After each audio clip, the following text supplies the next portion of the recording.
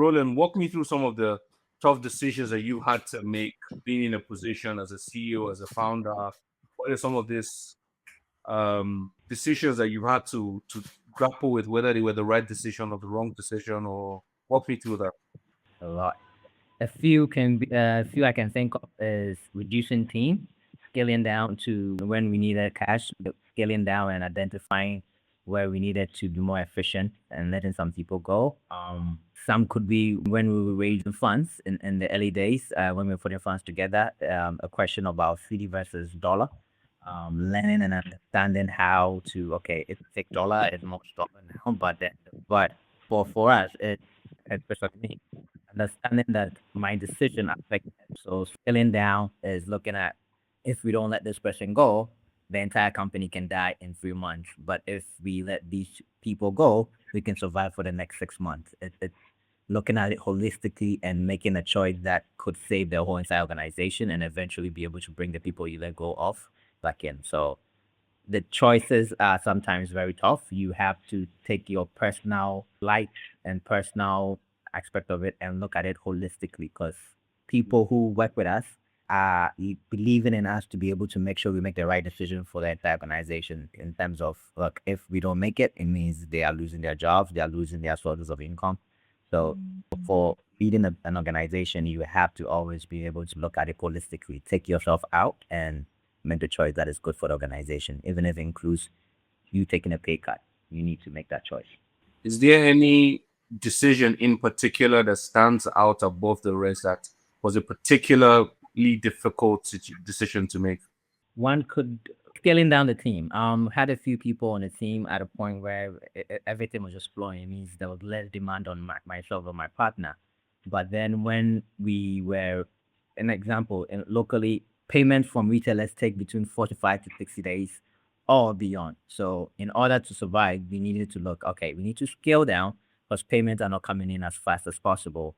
We can not have to able to pay the entire thing. So making choices and saying, look, I'm going to double down, wear extra more hats, including my partner, for us to be able to survive and lean on a leaner team was a difficult one. It means the growth in which we were expecting to make was going to slow down, but it also meant the organization is going to be able to survive to have a battle another day.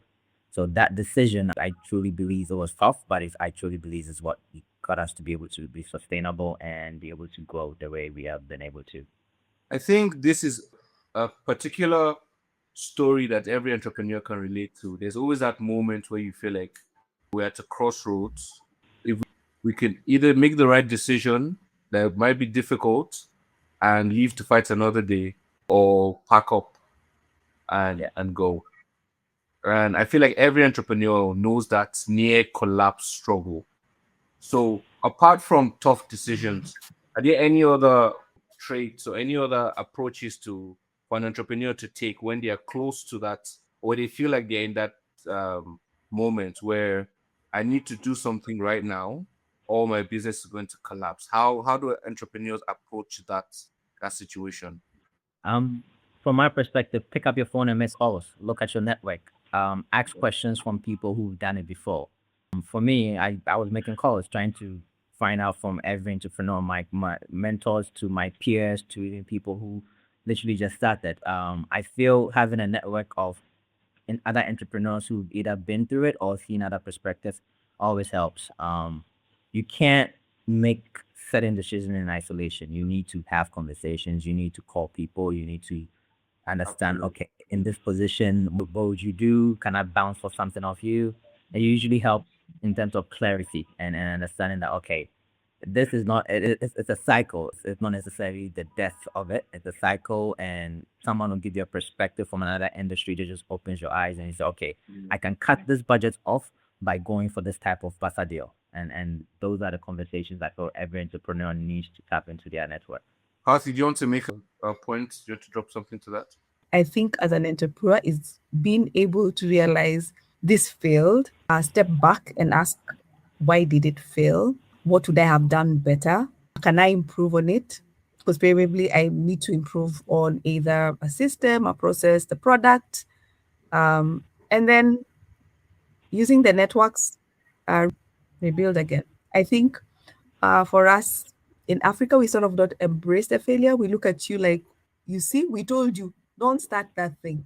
We told you, you don't even have the money. You don't even have the people. And then, that builds up in you and you just give up. So we need to also embrace that failure is our first attempt in learning. That's the fail, the acronym for fail. So I'm going down, but let me go down knowing where I'm going down. I can speak proudly, next time.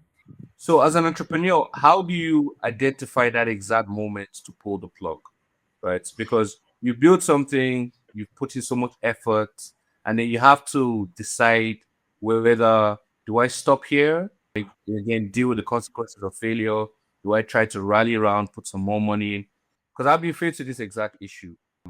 I was growing a chain of salons, and we focused mainly on male salons, but we tried our hands at female salons, believing that, how hard could it be, right?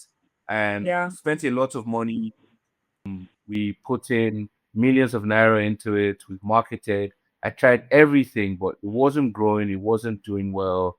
And I had to sit down with myself and realize maybe I'm not just cut out for this. I'm clearly not communicating as well in this area as they do in other areas. There's a disconnect between me and my community or my customers. So for me, it was an easy decision.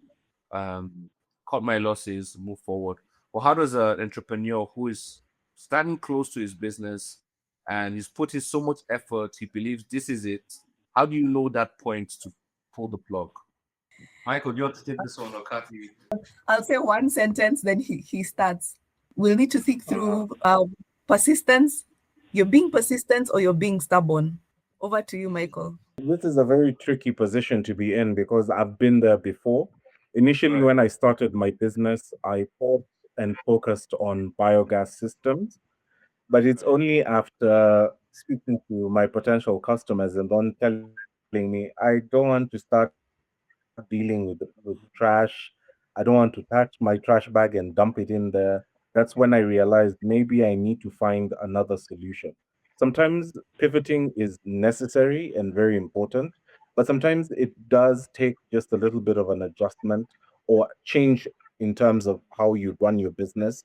That could be the difference. What helps you decide that is looking at the facts and the figures. And I'm just grateful for one point being part of the Africa 21 family.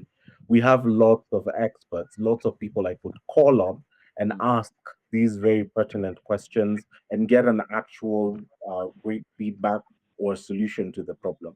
And many times the solution is really simple. It's just that because when you're in the weeds, you don't seem to see it. But when someone else says it to you, that's when it becomes a little bit more clearer. I love that response because of the word that you use, pivot. Sometimes, what I would say to entrepreneurs is a good idea to pivot might be a bad idea to quit. And you see some of the biggest brands like Nokia. I might be wrong, but I think Nokia started as a fragrance or a soap company. You know how they started at that and became a electronics company. And you see this trend a lot with a lot of the biggest brands where they try something, it doesn't work. They keep what works. They keep the name. They take all the lessons. They open the black box from their crash, and then they reposition their business into a completely different industry.